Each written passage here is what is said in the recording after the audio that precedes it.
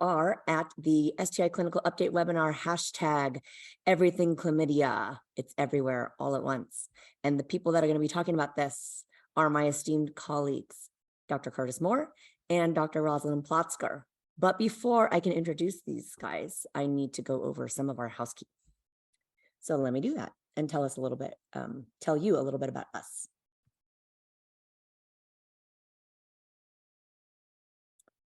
So the California Prevention Training Center is funded by the CDC. It is part of the National Network of STD Prevention Training Centers, and it is a multidisciplinary training and capacity building assistance center. So we do these type of virtual training events. We also do in-person training. And then for organizations that are looking to change their practice or systems that are trying to change their practice, we can also offer technical assistance.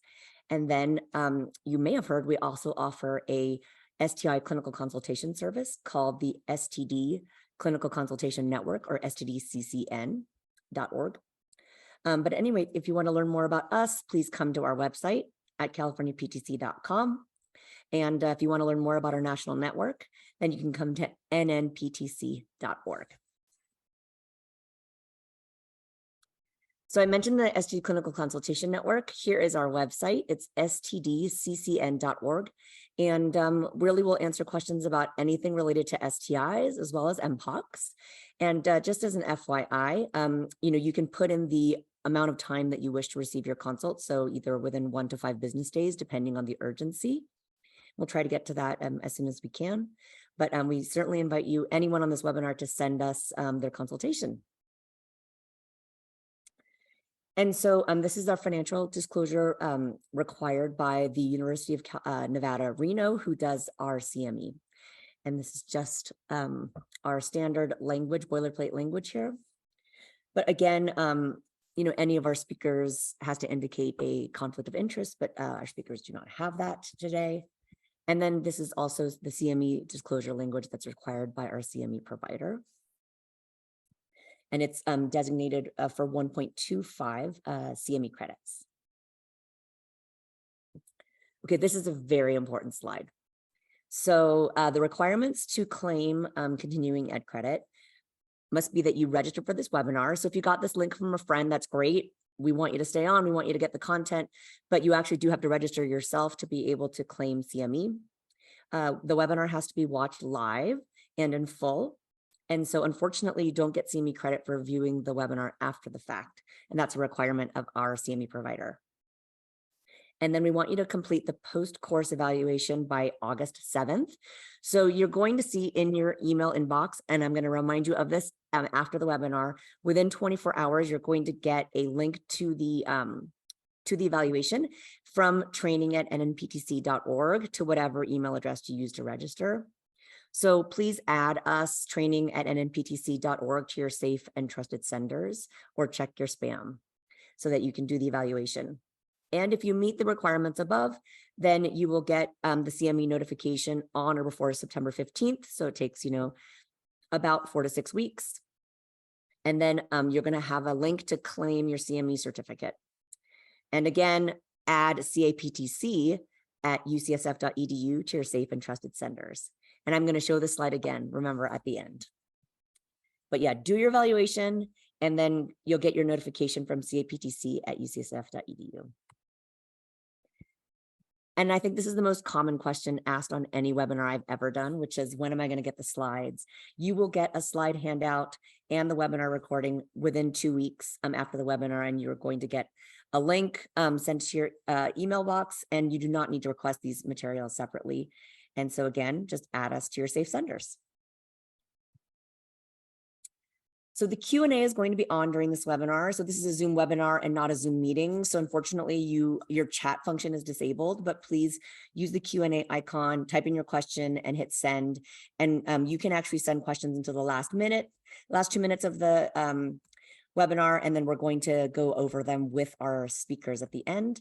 And your microphone and video will be turned off, and of course the chat, as I mentioned, during the webinar for the attendees. So if you have any questions, our program manager is Elizabeth Olson. Her email is there. It's just elizabeth.olson, at ucsf.edu. And now I get to turn it over to our esteemed colleagues, but I get to introduce them first. So Dr. Curtis Moore is a family medicine trained physician, and he recently graduated from Kaiser Permanente's HIV fellowship program. So he joined the CDPH he joined the CDPH STD control branch as a public health medical officer, and his work focuses on preventative measures such as doxypep, hepatitis B and C screening outreach, along with disseminated gonococcal infection. So welcome to Curtis. And then Dr. Rosalind Plotzker is an assistant professor in the UCSF Department of Epi and Biostatistics. So she completed a fellowship in STD with CAPTC, who's hosting this webinar today, and CDPH, who's co-hosting this webinar. She serves as a public health medical officer as well in the STD control branch. And then she has 4 other jobs, which are listed on this slide, which include being our clinical faculty at CAPTC. And then she's also a provider at the Anal Neoplasia Clinic. And so that's a really interesting area. We just had a webinar on that as well. So, okay, so we already did this.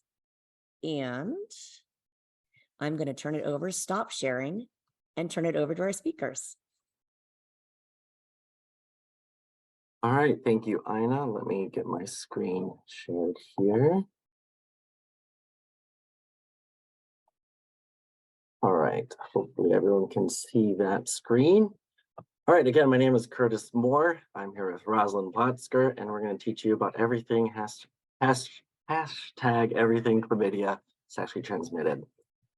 First, we'll go over our learning objectives, which you can read here. Recognize the different sequelae of sexually transmitted chlamydia and the recommended treatments, and know the recommended screening strategies for chlamydia trachomatis.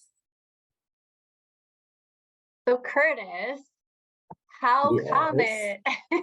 So, and for the viewers here, so we're sort of tag teaming. So this is going to be kind of conversational, prompted by questions. And my first question for my esteemed colleague Curtis is, how common is sexually transmitted chlamydia, and who's most affected?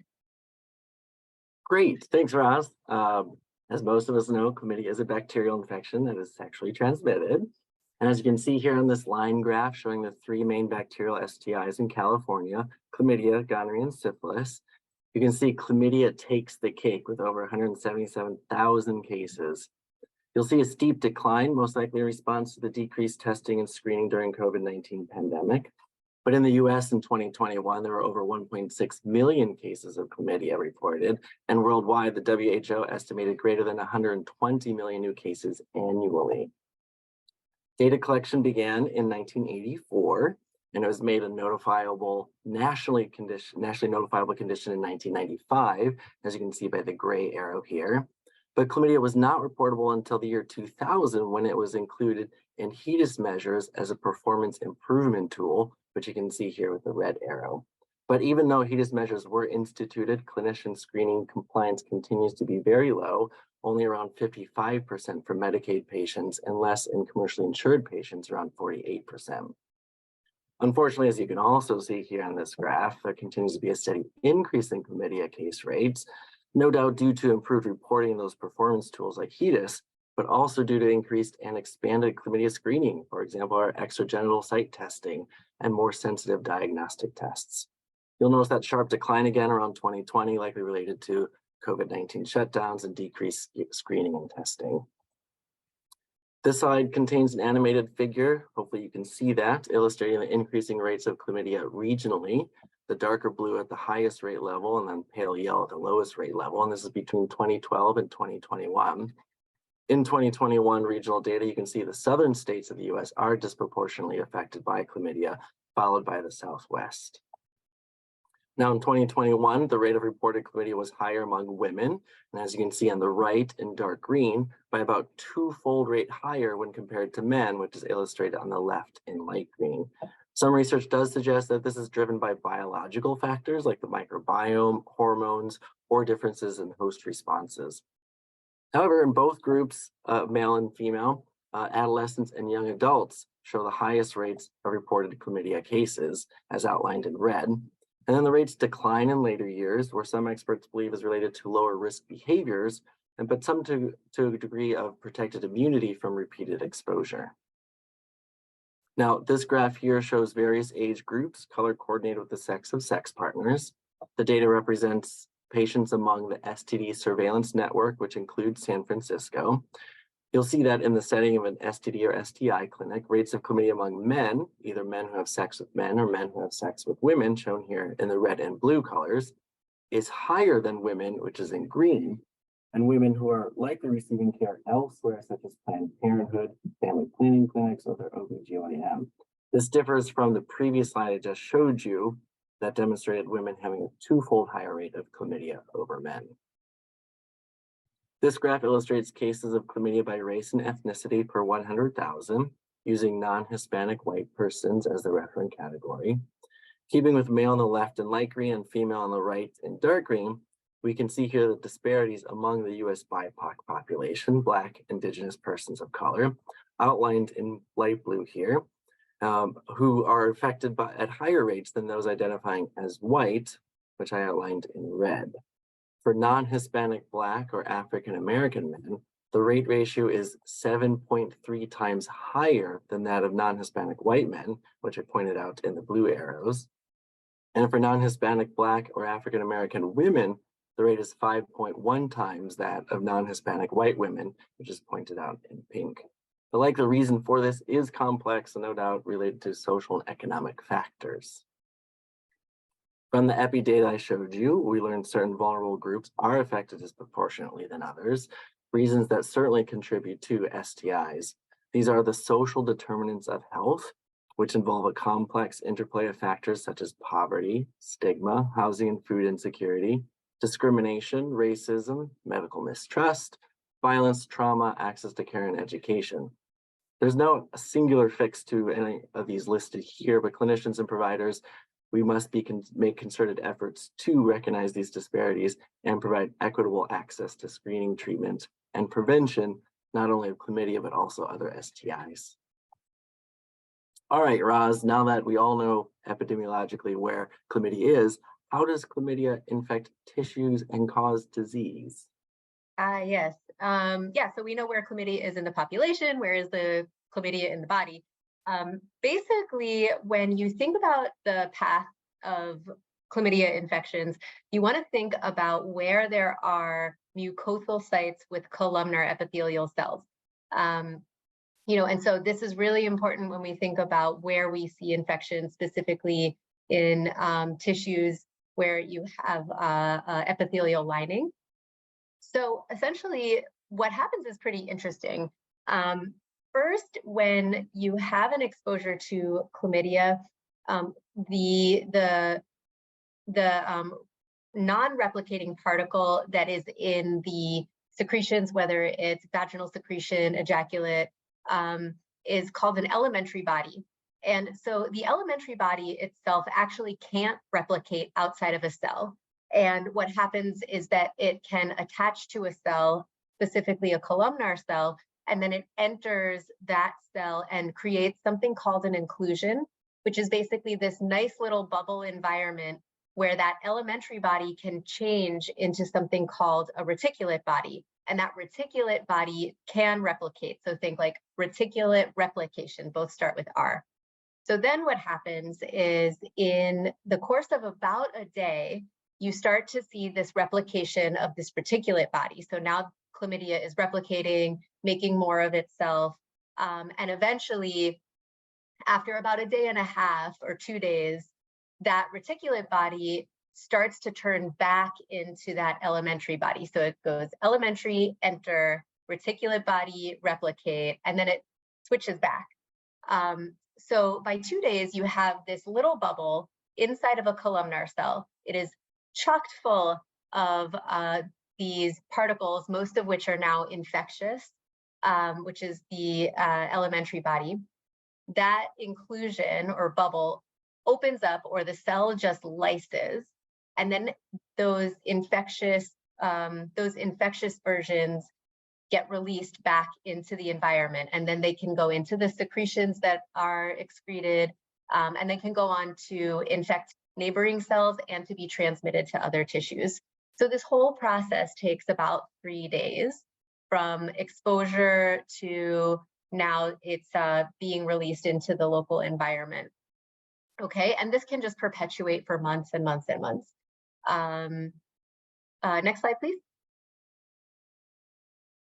So in terms of where this happens, when we think about columnar cells, we see them in the throat, in the urinary tract, in the cervix, as well as in the rectum and in the upper reproductive tract, like the uterus and tubes and ovaries. So that's where we see the columnar cells. Next slide. And then in terms of transmission, because once it gets released, we want to think about how likely is transmission. If you have a sex partner who's a regular sex partner who has chlamydia, the estimates are about 55%. So, essentially, if you find out that your regular sex partner has chlamydia, there's a better chance than not that you might have had it too. It's not 100% guaranteed, it's about 55%. And in terms of per act transmission, so if you had a sex partner one time, for a urogenital transmission, meaning urethra or vagina, that is about 10%. For rectal and oropharyngeal or throat, we actually don't know. There's not a lot of data. But what we have seen is that there is a higher rate of transmission when the transmission is from the insertive partner to the receptive partner rather than the other direction. And the other tricky thing about transmission rates is that given that most people with chlamydia, we'll talk about this later, I know, but given that most people with chlamydia are asymptomatic, these estimates for the rate of transmission are incredibly imprecise because there can be asymptomatic infection and asymptomatic transmission, right? So that's what I have for that topic. Next slide. So when these symptoms do happen, Curtis, how do symptomatic infections affect the urinary tract? Let's start with that site. Well, I'm glad you asked, Roz. Thank you. There are several common symptomatic infections with chlamydia, and we'll start with a picture on your right showing the basic male and female anatomy. Chlamydia begins, as Roz mentioned, the mucosal sites, first as urethritis in males and typically urethritis cervicitis co-infection in females. Chlamydia can progress along the genitourinary tract and become more invasive, like epididymitis, orchitis, and prostatitis in males, and pelvic inflammatory disease in females. In both genders, cases of chlamydia can also result in a reactive arthritis. All right, sticking with the initial site of infection or inoculation, chlamydia causes inflammation of the urethra and cervix, causing a urethritis in males and that urethritis cervicitis co-infection in females. Chlamydia is usually just a handful of infectious causes, and often presents with painful urination, some penile vaginal discharge, painful sex, irregular vaginal bleeding in females, and at times some local inguinal lymphadenopathy. In these symptomatic cases, most of us tend to have a high index of suspicion for an STI, and therefore we treat empirically for both chlamydia and gonorrhea. Now, if gonorrhea is ruled out, we sometimes call this non-gonococcal urethritis, or NGU, which chlamydia is usually responsible in about 15 to 40% of cases in NGU for males. When it comes to testing, some clinics do have what's called point of care tools like staining of the penile or vaginal discharge, and also test for a urine sample. Both involve counting for white blood cells on microscopy as signs of inflammation. But I would encourage you to look up the specifics, even though I put some here on this slide, to look that up if that's something that you do on site for yourselves. Now, most of us, on the other hand, we provide samples that we send off for nucleic acid amplification testing, or NATs. One thing to note about NATs is that we can't generally exclusively test for chlamydia, as most of our testing supplies are dual testing for chlamydia and gonorrhea. Now, assuming we're not providing that empiric preventive treatment in the office that would include ceftriaxone for gonorrhea coverage, the recommended regimen for uncomplicated chlamydia-associated urethritis, NGU, and cervicitis, and also oropharyngeal chlamydia, is to treat with doxycycline for 7 days. And I want to highlight the duration of treatment here. So 7 days is the length of treatment for chlamydia, but it changes depending on the diagnostic indication of where chlamydia can be found, and we'll see that over the next couple of slides. Alternative regimens do include azithromycin and levofloxacin, which are listed here. And then for cases of persistent symptoms or recurrent NGU, we consider treatment failure or reinfection. But if none of these are a concern, then we do consider retreating with the initial prescribed regimen. And then we might want to test for other organisms like Mycoplasma genitalium or Trachomatis vaginalis. Moving along the pipeline, in males, we follow chlamydia infection into the epididymis and the testicles, sometimes referred to as epididymo-orchitis, but oftentimes these two conditions are kind of inseparable based on the symptoms and the examination. Generally, epididymo-orchitis presents acutely with a one-sided testicular pain, a swollen scrotum with a hydrocele or some palpable swelling on exam. You can have pain along the external part of the testicle, the epididymis, but also can include the spermatic cord, and of course the testicle itself. Now, if left untreated, this can lead to decreased fertility and chronic pain. And as providers, we should also rule out testicular torsion, sometimes looking for signs of a high-riding testes on one side, maybe an absence of cremasteric reflex, but also ordering an ultrasound. In men, particularly men who have sex with men, who practice insertive anal sex, we also can consider enteric organisms, along with chlamydia and other STIs as causes. Testing is very similar here as it is to a urethritis or NGU. If available on site, you can do this point of care testing, or of course, what most of us do is send off for NATs, checking for both chlamydia and gonorrhea, again, because of the tools we have in the dual testing. Also, getting a urine bacterial culture might be necessary for pathogens, and then the antibiotic susceptibility testing for that. Treatment for epididymitis and epididymo-orchitis is presumptive, covering for chlamydia and gonorrhea, or even enteric organisms. For the STI coverage, which you can see here in red, this includes chlamydia and gonorrhea. Using a single dose of ceftriaxone, 500 IM, might need 1 gram for persons weighing over 150 kilos, but plus doxycycline 100 twice a day for 10 days. And this is the difference I wanted to highlight between urethritis that uses 7 days of doxycycline versus 10 days of doxycycline for epididymitis and orchitis. And then for enteric organisms, the recommendation is adding on levofloxacin, again, also for 10 days.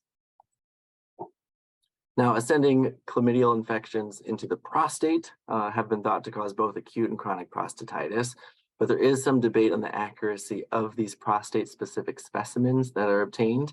And so this slide here is really essentially to kind of keep chlamydia on your differential, particularly in males who are presenting with signs and symptoms of prostatitis that aren't being treated or getting better after first-line antibiotics are being used. Now, I kind of mentioned back and forth between swab testing and urine testing. This is just a brief note on specimen collection. Most of these collections are based on anatomy and organs that are present in persons. And so depending on transgender persons who might have gone through surgeries, the testing is based on what organs and anatomy is present. A good resource for transgender STI care and screening is found at UCSF's Transgender Care webpage, which I linked at the bottom of this slide here. In general, for best results, using NAT, or the nucleic acid amplification testing, is recommended. And as you can see at the top of this slide, for males, the specimen source is best for a first catch urine sample, and for females is best with a vaginal swab, and that can be either patient collected or clinician collected. One thing to note is that even though a urine sample in females can be used, urine NATs may detect 10% less chlamydia than a genital swab. All right, now that we've reviewed most of the male stuff, Roz, let us know about females. And rectums. It's so we're moving on to receptive partners essentially. So I'm going to start with cases. I think that cases are a really nice way to illustrate how this is going to present. So we're going to start with a case of a patient who is a 32-year-old male who has sex with men and who comes into clinic with rectal discharge and tenesmus and has been experiencing that for 2 weeks and reports condomless receptive anal intercourse with multiple anonymous partners. So on exam, you see these perianal ulcerations. You can see it on that photo, as well as the hemorrhoid-like masses. And there's some bloody purulent discharge when you do an anoscopy. Next slide. And so, you know, when you have a patient who, this is a lecture about chlamydia, right? So we kind of know where this is going to go in this case, but in general, you would want to send out for STI labs that also include gonorrhea. You also want to do other exposed sites, urine, pharynx. And then because of those ulcers, you would also consider things like herpes, mpox, syphilis on your differential, and then test for HIV if this person is not living with HIV. And then you can see the proctitis treatment that was given, which includes coverage for the for several of the infections that are listed above. So it includes coverage of gonorrhea, chlamydia, and herpes. Next slide. So this is a chlamydia lecture. So the chlamydia test comes back positive, and the HSV or herpes is negative, syphilis and HIV also negative. Next slide. So I want everybody to just take a second and think about this. So now we have this symptomatic patient who we started on the initial proctitis treatment, and think about what your next steps would be. Okay, I'm assuming you've all thought about it.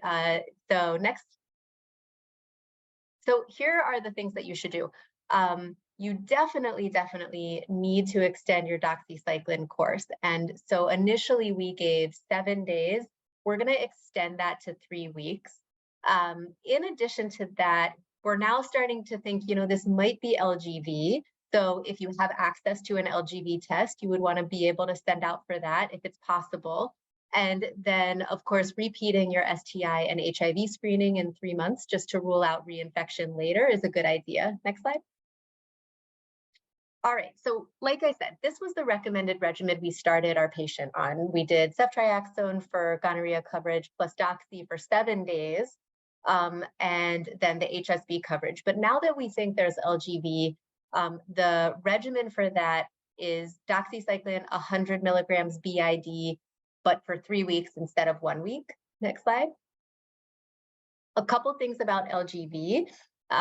The prevalence in the United States is about 1% for MSM overall. So LGV in general is it's not as common as uncomplicated chlamydia, but it is common in certain populations, and it represents somewhere between 6 and 30% of all rectal CT cases. That's going to vary based on based on detection, testing availability, and geography.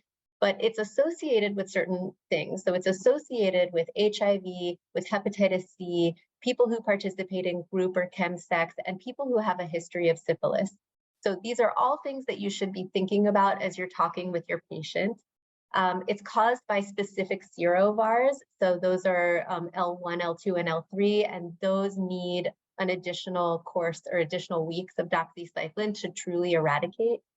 And the majority of LGV cases are symptomatic. So this is really important. 75% are thought to be symptomatic. 75% of the other serovars, non-LGV rectal chlamydia, are asymptomatic. So if you have a case of symptomatic rectal chlamydia, it's more likely to be LGV versus not LGV. Next slide.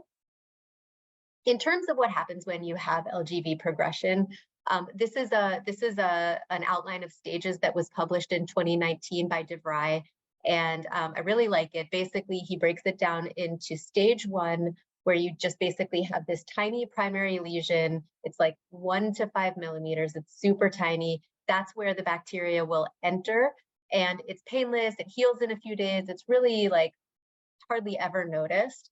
And then over the course of 2 to 6 weeks, you start to see the spread via the lymphatic system. And so as this infection spreads through the lymphatics, you start to see fluctuant inguinal lymph nodes, especially if it's a penile infection.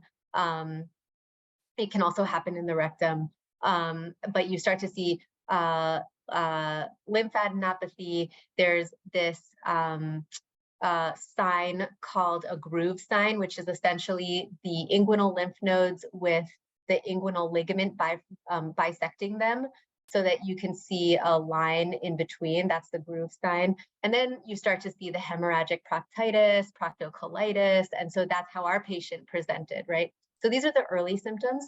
If this goes untreated or the patient can't get to a doctor and doesn't do anything about it and this progresses, then it develops into something that is very destructive. So you can get chronic lymphadenitis and scarring, and that can lead to elephantiasis, so your lymph nodes don't drain appropriately. You can have irreversible lymphedema, strictures of genital and anorectal tract, so something called frozen pelvis. So this can be very, very destructive if not addressed well. Next slide. The other thing is that because it is symptomatic and it is sometimes it's rare compared to other STIs, sometimes it gets misdiagnosed as either IBD or lymphoma or rectal cancer. Next slide. So in terms of treatment, we know that if a person has no LGV risk factors and their signs or symptoms are relatively mild or non-existent, they're asymptomatic, then it's probably safe to give 7 days of doxy. And we know that if there are LGV risk factors present and the signs and symptoms are classic LGV, they have the proctitis and they have some bleeding, that 21 days is a safe bet. But what do you do if there's a patient who has risk factors for LGV, but they just don't have a lot of signs or symptoms, or you have somebody who's very symptomatic, but you are like, this person doesn't really have a lot of risk factors for LGV. Should I bother treating for the 21 days? Because not everyone has that LGV test. So next slide. So Stephen Jordan developed this really, really nice approach that I love. And basically the first thing you look for is symptoms. So if your patient has symptoms and it's symptomatic rectal CT, then you start to think, okay, are there risk factors for LGV or not? If there's no symptoms, it's probably not LGV, and you just go ahead and you treat them for non-LGV for 7 days. And if you're like a little concerned, then you can send for LGV testing. But if they do have symptoms, then you think, what are their risk factors? And if they have risk factors, yes, like we, established that, then you treat them for LGV. And so you give them the 3 weeks of doxy, and then you can do your LGV testing. And if the LGV testing is positive, then you can do a test of cure in like 4 to 6 weeks. If they don't have the LGV risk factors, but they're symptomatic and you're sort of thinking about it, think about how severe the symptoms are. So are they severe symptoms, or are they kind of like mild?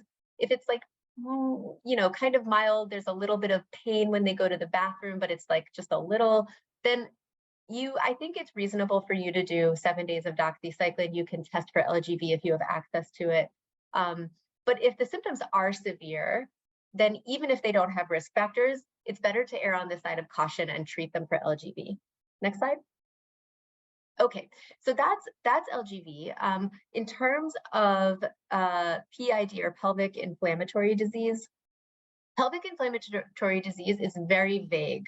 And this is really challenging for a lot of clinicians. So this is something from the current STI treatment guidelines that basically says that acute PID is hard to diagnose because there's so much variation and the symptoms are subtle or non-specific. It literally means there is inflammation in the pelvis. Next slide. So here is an anatomical approach to pelvic pain in the upper gynecologic tract, meaning above the cervix. And so with tubo-ovarian pain, this could be infectious like salpingitis, but it could also just be an ovarian cyst, torsion, ectopic pregnancy. In the uterus itself, again, it could be infectious, which would be endometritis, but it could also be fibroids. It could be something that's pregnancy related. And then outside of the gynecologic tract, you also have the bladder and you have the appendix. And so you have to consider all of these things when you have a patient who's coming in with pelvic pain that's worrisome for PID. Next slide. So really, any combination of endometritis, salpingitis, if there's a tubo-ovarian abscess, or even pelvic peritonitis, which is the tissue that overlies the uterus, any combination of this is representative of PID. Next. And so when this exists for a long time, then it does eventually result in complications like chronic pelvic pain, infertility due to tubal infertility, and pregnancy complications as well. Okay, next slide. It's accompanied by vaginal discharge. Usually, I'm not going to go through this whole slide, but I want to put this on your radar that vaginal discharge can happen with chlamydia and it can happen with PID. And so you want to consider all of the possibilities with vaginal discharge. Next slide. So if you have a patient and they come in and they have symptoms of PID, this is the workup that you typically want to do. You want to do a urine dip for UTI, pregnancy test. You want to do a rapid HIV test if you have access to it, a wet mount, and in a wet mount where there's only chlamydia, you would not see gram-negative diplococci. That would be a gonococcal infection. And then you would also look to see if there's evidence of trich or clue cells or yeast. And that would not be present if it was only chlamydia. And then you send out for the STIs for gonorrhea, chlamydia, as well as trich and BV and syphilis with RPR. Next slide. So in terms of PID, because it's so vague, we have to have some criteria to just treat them without waiting for that test to come back necessarily. So again, you want to look at populations, and for presumptive treatment for PID, you would do that for people who are younger gynecologic patients. To Curtis's point, people who are in their early 20s and teens are more likely to have chlamydia, and people who are at risk for an STI and have pelvic or lower abdominal pain. So all three of those have to be present. Plus, either you can't think of a different cause for the illness other than PID, right? So, like you've ruled out that it's not a UTI, it's not something else based on your wet mount, or they have one of those following listed. They have either cervical motion tenderness or uterine or adnexal tenderness. So that's more of a bimanual exam evidence showing that this is really located somewhere in either the uterus or the tubes or the ovaries. Next slide. All right, a couple additional evidence pieces to think about that increases the likelihood that this is PID. If they have a fever, if they have discharge, if you do a SPEC exam and you see that there's some cervical friability, if you do your wet mount and there's lots of white blood cells, and then if you have access to it, their SED rate is high, their C-reactive protein is high, all of those are also evidence. And obviously, if you get that chlamydia or gonorrhea infection diagnosed on a lab, then that is very indicative of PID, that this is due to the inflammation of the pelvis. Next. Okay, so chlamydia is something that can cause PID. And that's why we're including it in our chlamydia lecture. Approximately 50% of cases test positive for either chlamydia or gonorrhea or both. But that also means that if you don't see chlamydia or gonorrhea, 50% of PID is actually caused by something else. And so you can see the list of the different pathogens there. Next slide. And so because it could be caused by any combination of different pathogens, we need to do some broad spectrum coverage. And usually it will be either IV plus oral or IM plus oral. And for cases where there's mild or moderate clinical severity, there isn't really a benefit to doing IV versus IM in terms of the treatment, with the caveat that there haven't been good studies of looking at long-term outcomes comparing IV to IM treatment. Next slide. So for the IV treatment options, everybody gets doxycycline 100 milligrams orally or IV, since you're doing IV, and that's every 12 hours. And then if you do ceftriaxone IV, you also want to include metronidazole. If you do either cefotetin or cefoxitin, then you typically don't use metronidazole if you use those two. Okay, so you can see the regimens there. Next slide. For the IM regimen, everybody gets doxycycline for 2 weeks. Everybody gets metronidazole for 2 weeks. And then in addition to those, you can do either ceftriaxone 500 milligrams IM once, you can do cefoxitin plus probenecid, or you can do another 3rd generation cephalosporin. And again, this is before you know that it's definitely chlamydia, so the cephalosporins are helpful for treating possible gonorrhea. Okay, next. IUDs are a thing that come up in this situation. So really the risk for PID that's associated with an IUD happens within the first 3 weeks after the IUD was inserted. And so if it's, if it's been more than 3 weeks since the IUD was inserted, then it's, not likely to be related to the IUD. If you don't see clinical improvement after like 2 or 3 days of starting treatment, you could consider taking the IUD out, but generally you can leave it in. Okay, next slide.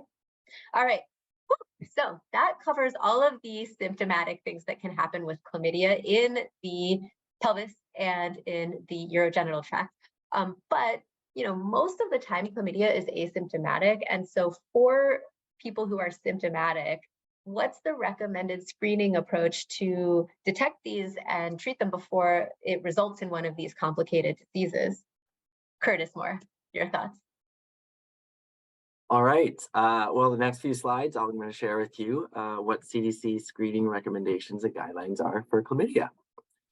For women, annual chlamydia screening is recommended if sexually active and less than 25 years old, and if you're older and at an increased risk, like having a new sexual partner, multiple partners, maybe partners with other partners, then you can consider screening there. For pregnant women, CDC recommends screening for chlamydia with similar age-based guidelines, so all women under age 25 years old, but older than 25 if at increased risk. Interestingly, ACOG, which is the American College of Obstetrics and Gynecology, do post on their website that all pregnant women are tested for chlamydia, so they kind of excluded those age-based recommendations. Some of the highlights here: retesting 3 months after treatment if they were positive, and then consider rectal chlamydia testing based on the patient's sexual history. And then for pregnant patients, a test of cure 4 weeks after treatment and retesting are also recommended.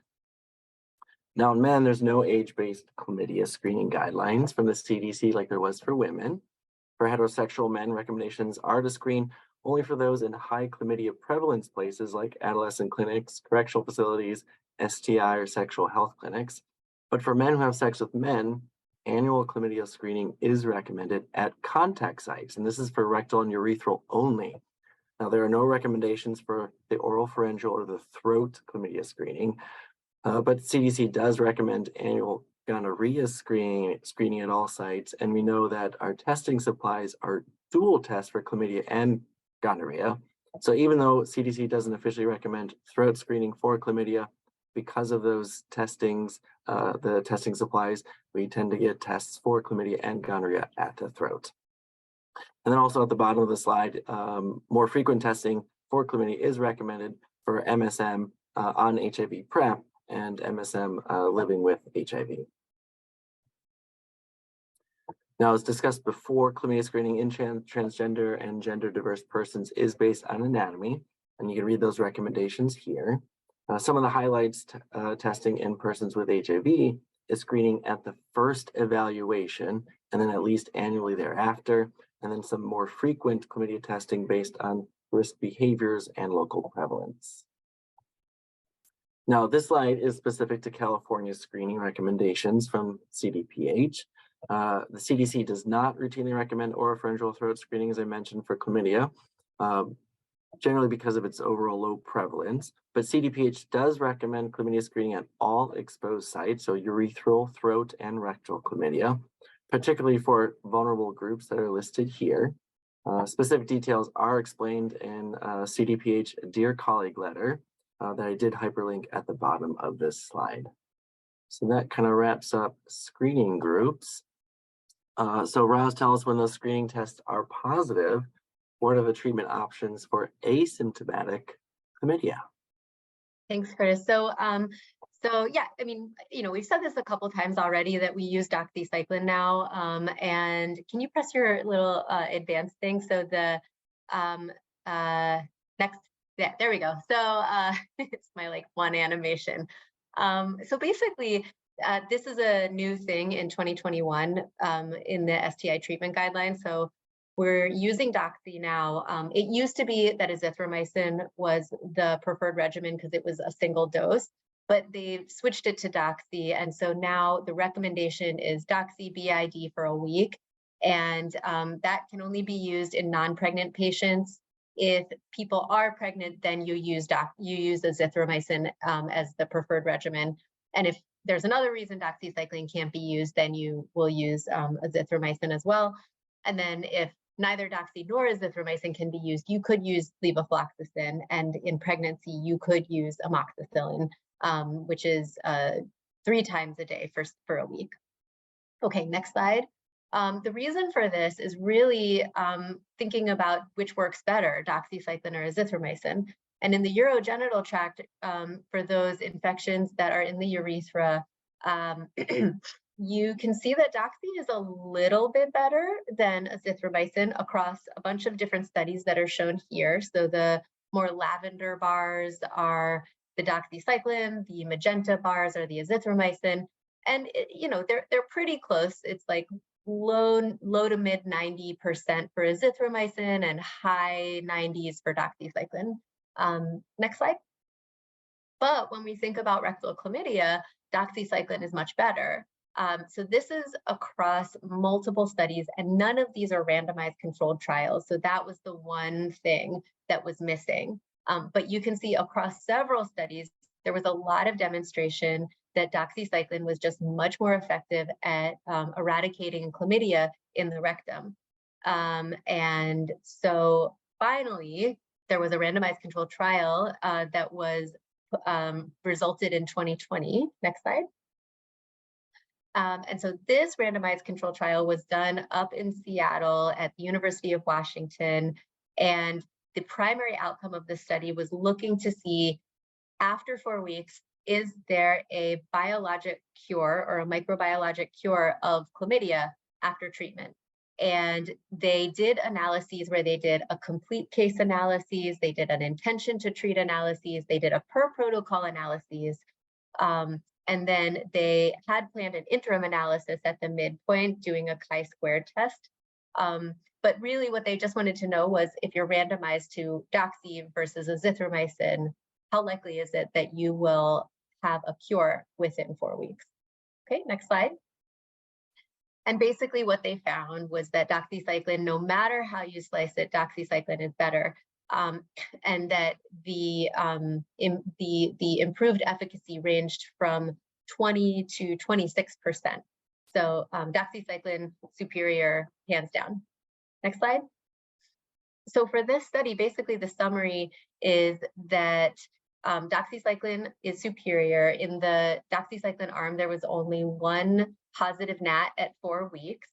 And interestingly, this was an interesting thing that came up, was that when people were found to have chlamydia and then enrolled in the study, by the time they came back, about 1 in 5 had cleared the chlamydia on their own.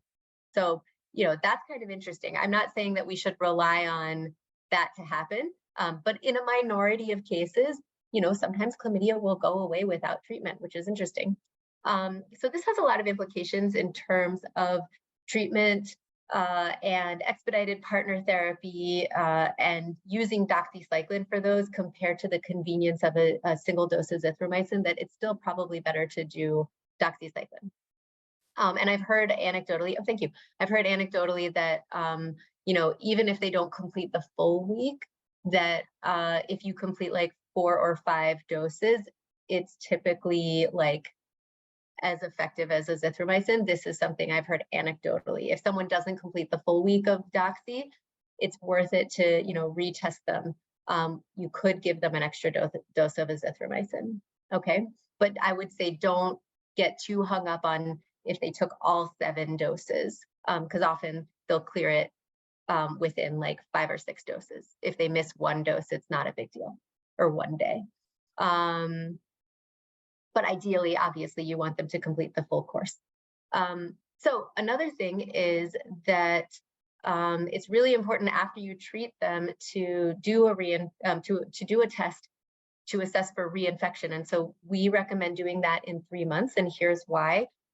This graph shows the number of months follow-up and the percentage of reinfection. This horizontal line is the population rate of chlamydia. And so you can see that the population rate of chlamydia is about 6% among this study population, which is, adolescent females.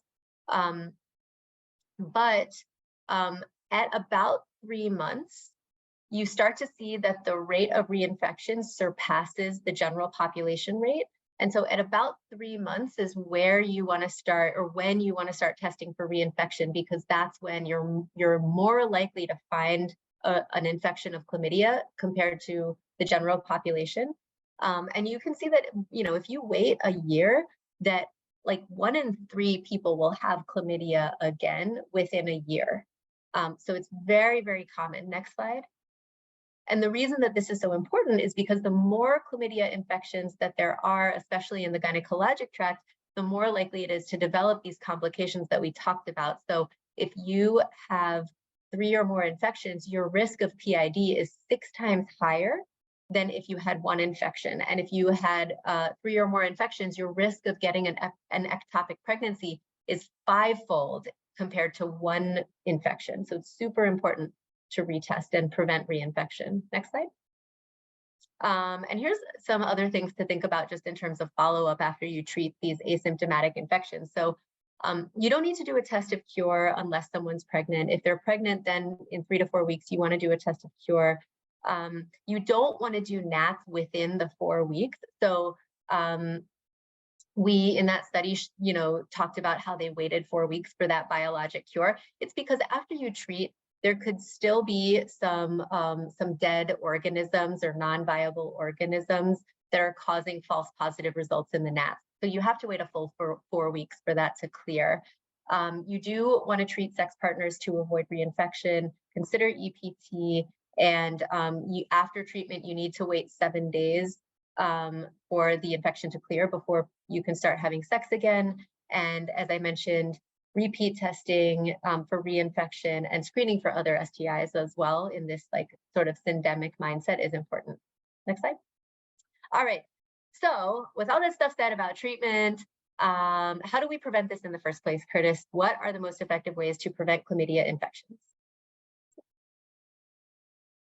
Excellent. Well, in public health, of course, we want to prevent chlamydia. So there's several things that we can do. One of the recent things that have been coming up with a lot of research is biochemical prevention of STIs, which is different than behavioral prevention of STIs like partner selection and partner reduction or condom use, regular screening and testing.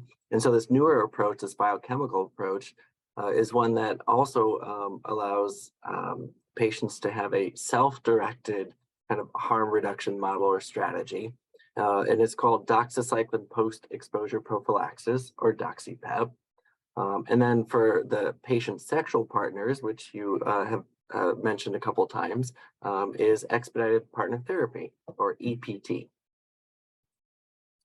This slide is your DoxyPEP resource.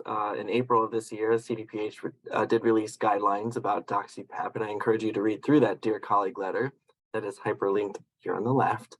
And then on the right, I want to share and encourage you to watch the CAPTC webinar by Stephanie Cohen, who is one of the study authors of the DoxyPEP trial, and she goes into more detail than we will be able to here. But basically, DoxyPEP is a single one-time tablet of 200 milligrams of doxycycline, which is an antibiotic. It's taken within 72 hours after having oral sex, anal sex, or insertive vaginal sex when not using a condom. And it's used to reduce infections from chlamydia and also gonorrhea and syphilis. Some people call this the morning after pill or Plan B for bacterial STIs. It's kind of like this nickname that indicates a one-time dosing event per 24-hour period. And we don't want to confuse it with PrEP or pre-exposure prophylaxis, such as HIV PrEP, which is often a daily dosing method. There's some research going into doxy PrEP, so daily use of doxy, but there's no published data on that just yet. All right, so we are screening and treating our patients. We are preventing chlamydia with doxy-PEP. Now kind of moving on to our patients' sexual partners, which is expedited partner therapy or EPT. And this is the clinical practice of treating sex partners of our patients who are diagnosed with chlamydia or gonorrhea by giving them prescriptions or medications without examining the sexual partner first. From studies, we know that reinfection, as Roz pointed out, happens, and usually up to 14% of people with chlamydia become reinfected within 12 months. And so EPT can be delivered by the patient or the provider, and overall it decreases the burden of STIs by preventing reinfection and transmission. And then we want to keep in mind about treating the sexual partners who've been exposed in the last 60 days. And on the health equity front, EPT is great because it improves healthcare access by reducing barriers to treatment, especially for vulnerable populations. Patients can also use the website tellyourpartner.org for anonymous notification if they're not feeling comfortable notifying their sexual partners. And at the bottom for reference, I've included links to the Senate Bill 306 that expands EPT in the state of California. And there's also a webinar that reviews those details, and those web links are listed there. Now, to end up this wonderful discussion about chlamydia, Roz, can you tell us what cute little things can also get chlamydia? There's chlamydia down under. This is a different type of chlamydia, but for those of you who are aware of this book, there's a book called Chloe Has Chlamydia about a very, very cute koala. It's a great way to talk about chlamydia, and it looks like a kid's book, but it's kind of for grown-ups too. And in reality, Australian koalas can get chlamydia, which is a different, it's not chlamydia trachomatis, it's chlamydia pecorum and chlamydia pneumoniae. So it infects different sites, but pecorum can infect the urogenital site. And actually, you know, it's kind of tricky. It makes me respect my vet friends a lot because when, you know, thank God we don't have this issue with people, because for koalas, they really, really rely on their gut microbiome to digest eucalyptus leaves. And so if you treat the chlamydia, then you screw up their gut microbiome, and then there's like issues with that. And they have really efficient metabolic pathways. And so it's, you know, not as easy as doxy for a week. So it's pretty complicated. But that is, that's the I guess, David Attenborough chlamydia update. Yeah, I also heard too that they were creating vaccinations for it, but to get out in the wild and vaccinate all the koalas, I think is troublesome, which is something I think in public health we have trouble getting vaccinated our own public. So it's very complex for these koalas. So complex. Okay, but that's what we got about chlamydia. That was everything. And Curtis and I would love to answer questions. Well, you got a lot of them. I'm going to be ordering Chloe Has Chlamydia from my local bookstore. I wonder if my corner bookstore has that in stock. We'll have to check. But we have a ton of questions, so I'm going to start going through them in order, and we're going to combine some of the ones that have certain, you know, shared themes. So you mentioned this, but can we reiterate for the audience, because I think this is the most common question I probably get asked about chlamydia is, Lauren Hidalgo asks that some of her colleagues are doing oropharyngeal chlamydia testing. And as Curtis had mentioned, a lot of the times the tests are bundled, so you have to get both. But essentially, you know, can you guys just reiterate about the state of California and the difference between the CDC guidelines and then which population we could do oropharyngeal testing in? Yeah, let me find that slide. Yeah. There we go. Yeah. So we have a dear colleague letter that kind of gives a little bit more details on that. Most populations or vulnerable populations that are highly sexually active, so typically persons with HIV is something that is recommended for that, particularly also HIV negative men who have sex with men that are on PrEP or maybe not on PrEP can get screened for that. And so these are kind of at-risk groups that do have that. But of course, what's different with the CDC guidelines is it does not recommend that oropharyngeal, but that bundled testing really kind of puts it for us that we check for both. Yeah, and then can I just reiterate, because there's another question, actually a series of questions from Ann Walker, and you had mentioned that oropharyngeal chlamydia is, much more rare than, for example, oropharyngeal gonorrhea. And so in their setting, their laboratory does allow just oropharyngeal GC testing. So I think if I understand what you guys are saying correctly, that if they're in the state of California, state of California still recommends oropharyngeal testing for these populations that have, high incidence of chlamydia. But that if you were to follow the CDC guidelines by the book, then oropharyngeal gonorrhea could be ordered on its own. Is that correct? Yes. Yeah, I would agree with that. Okay, great. Let me move to our next question. So this is a little bit of a comment and a question, for folks out there, just so you're aware. Remy Newman, who's our friend from Kaiser in Santa Rosa, mentioned that the steep decline that Curtis has showed earlier could also be related to not collecting data on chlamydia. And so some counties stopped collecting chlamydia data on cases due to lack of resources. But my understanding is that laboratories are still reporting positive cases, but if either of you guys know sort of the state of, chlamydia data collection, if you guys could mention it. I mean, I think the thing that's worth mentioning kind of generally is that chlamydia is electronically lab reported. So it's an ELR. If you have a positive result, it gets reported. It doesn't require a physician or an MA to like fill out a form and, do all that. So I think that's something that's worth mentioning, because when you say something's a reportable disease, that can mean a lot of different things. And I can totally understand how, the electronic lab reporting system could completely get delayed if there were, major holdups because COVID was prioritized and, that was just taking all of the energy to report that. So that, it makes sense to me. Yeah, but I think, that sort of person-based data collection is not required in the state as it used to be. But so my understanding though is that labs are just sending the reports, but we are not gathering nearly as much data as we used to on chlamydia. Question for Curtis by Linda Dobra. Curtis, did you state on one of your slides that repeat exposure may cause immunity to infection or may also lead to negative sequelae? I don't know if you remember that slide. Yeah, I think it was, I don't have it in front of me. I was reading about some chlamydia that some experts were saying that repeat exposure to chlamydia might build an immune host response to it. Just kind of what Roz mentioned, that some people's immune system, if they go untreated, like I think it was 20% on her slide, people eradicate chlamydia by themselves. So if people have been exposed to chlamydia again and again and again, maybe they're building up some sort of immune host response that fights it off. Mm-hmm.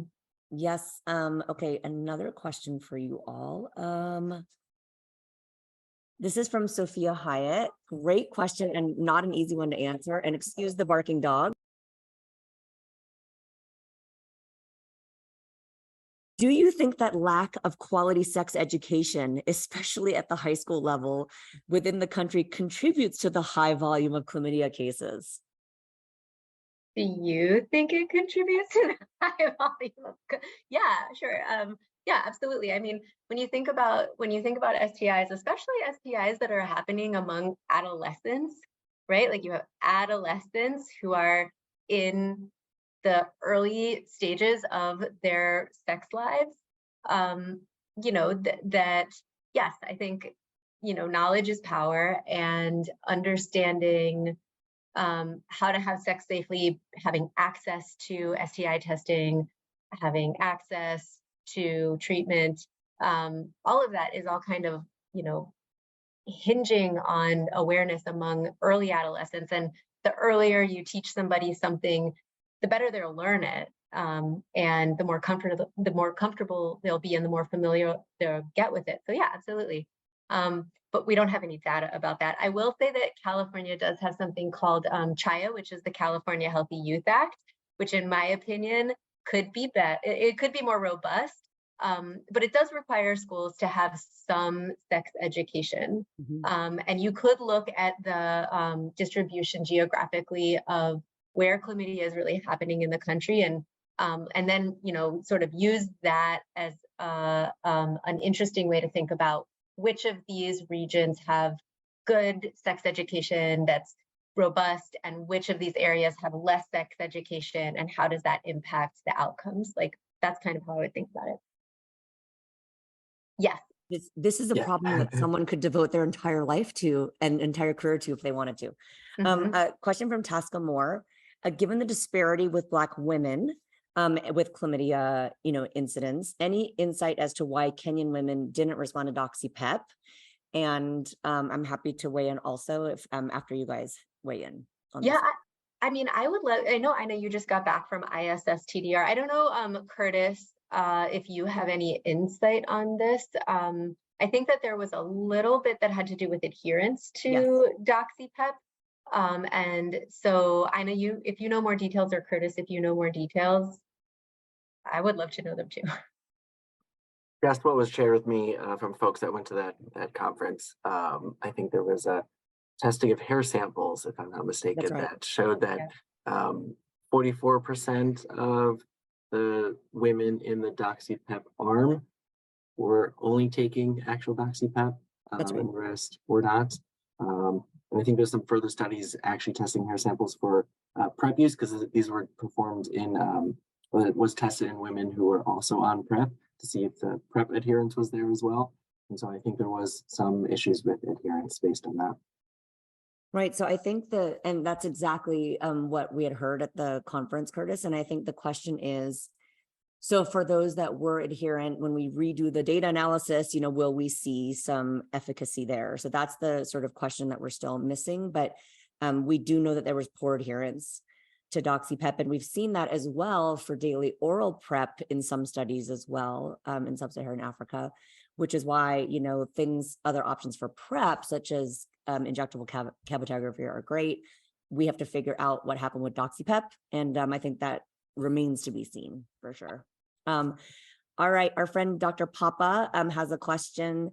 So I can't remember if it was Curtis or Roz. I think it was Roz. You noted the risk of PID in ectopic pregnancy increases with the number of prior chlamydia infections. Is it just the number of infections, or is it, for example, the length of an untreated infection? I think it could be both. Yeah. I think it's pretty much both. You know, if you think about the fact that that the more times you're getting an infection, you're prolonging the duration, and then you have some, like if you have one infection and then you develop, let's say, some scarring around the ovaries, if you have some salpingitis, and then you have an infection again, then that can further complicate it. And so, you know, it's kind of both. But I see what you mean, that if there's one infection that lasts for like 3 months versus 3 infections, each of which last for a week, which one's the worst scenario? And it probably depends a little. Yeah. I mean, because, you know, people can have silent PID, for example, so they can have asymptomatic long-term infections for many, many months and develop silent PID. So I do think it's probably both. It's probably not good to have repeated infections, and it's not good to have a long untreated infection as well. Yeah. So folks, both of you, this question is by Alexander Penn, sort of a clarification, because what might be sort of high risk networks for, or, you know, high risk populations for females is defined, but could we translate that also to men who have sex with women? So, you know, you guys mentioned new partners, anonymous sex, unprotected, you know, condomless sex, or, you know, having partners that are having other partners, for example. So do you think that we can apply those as well to men who have sex with women? I would. Yeah, I think that's the importance of doing a sexual history and see what those risk factors are. Yeah, that's great. Okay, let's see. We only have 5 more minutes in this webinar, and let me see. Okay, Brina Gaskov asks, How long should one wait after having sex to go ahead and get a chlamydia test? Ooh, well, if you think it's a good question.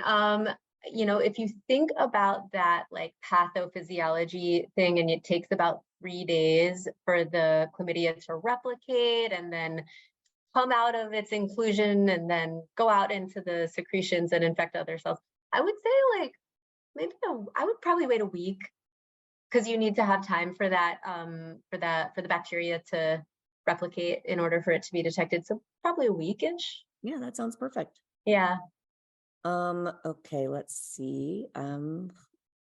We're almost done here, I think. Let's see, we answered that one. I think we got one more. Oh, are you guys both familiar with the gel Phexxi, which was FDA approved for contraception, but seems to have some activity against chlamydia and gonorrhea? Someone wanted to talk about the pathophysiology of how it works. Oh, I don't know about that, but I'm intrigued. I'll just Yeah, mention same. quickly. you know. It is a vaginal acidifier. It has 3 types of acids in the Okay. gel, and it is not the best. It's not the best contraceptive. I think the failure rate over a year is about 13%. So it's much less effective than, for example, a long-acting contraceptive like an IUD, for example, or a implant. But the earlier studies did show that it had some efficacy against chlamydia and gonorrhea. And I think the thought is just that it's creating an acidic environment that is not hospitable to those bacteria. But they don't Great. have an FDA indication for STI prevention yet. Oh, interesting. Yeah, and like I think I could totally see how like if you have a lower pH, then it can cause small changes that would make it more difficult for the elementary body to enter the columnar cells, something like that. All right, I think less friendly. Less It's climate friendly change. environment, It's yes. vaginal climate change. Yes, less friendly to sperm, less friendly to the bad bacteria. And let's see, I think that is it. All right. I just want to thank, may I share my screen, please? Oh, wait, well, sorry, one more question. Do you routinely screen for oropharyngeal chlamydia in people who are the receptive partner for oral penile sex? It depends on who they are. Okay. Oh, well, yeah. So do you only screen MSM? Like, do you guys feel like it's okay to screen, other folks of other genders who are, having oral sex with male partners? I mean, I think it depends. There's I want to pull up slides from a different lecture that we do. I'm trying to remember.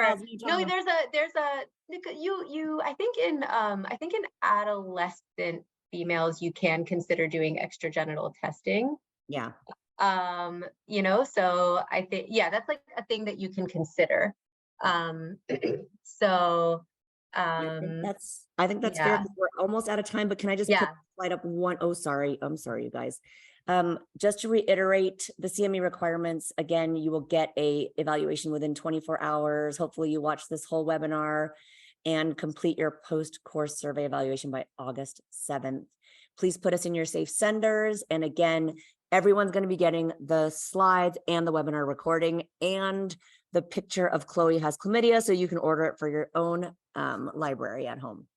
And I just want to thank everyone for being here. I want to thank so much Curtis and Roz for such a fantastic presentation. I learned something about chlamydia, which was great, and a new book for my reading list. So thanks, everybody. We really appreciate you being here, and look out for more announcements for more webinars in the future.